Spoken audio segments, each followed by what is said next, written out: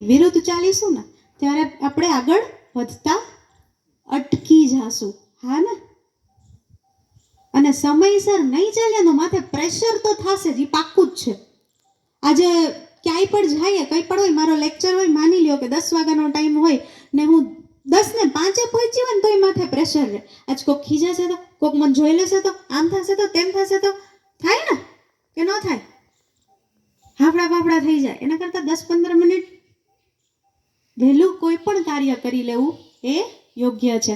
અને તમે તો NSS વાળા છો, આપણે જે પણ ફિલ્ડમાં હોય ને એની તો પહેલાં રિસ્પેક્ટ કરવી જોઈએ.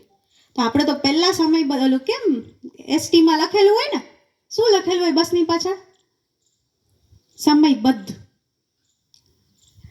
પણ તોય સમય ન આવતી હોય અગર, તો આપણે કેવા ખારા થાય? તેવું જ્યારે આપણે મોડાવેલું થઈ જાય તો આપણા મગજ ઉપર પણ પ્રેશર આવે. અને બીજી વાત શું શીખા? એક તો સમય ઉપર ચાલવું, અને બીજું શું શીખા? ટેન્શન આવે તો મગજને શાંત રાખવો. એ જ થયું મગજને શાંત રાખવો ને એ જ થયું બિલીવ ઇન યોર સેલ્ફ. હવે જે થઈ ગયું છે એ થઈ ગયું છે. આગળ શું? રાઈટ? કરશો એટલું ફોલો?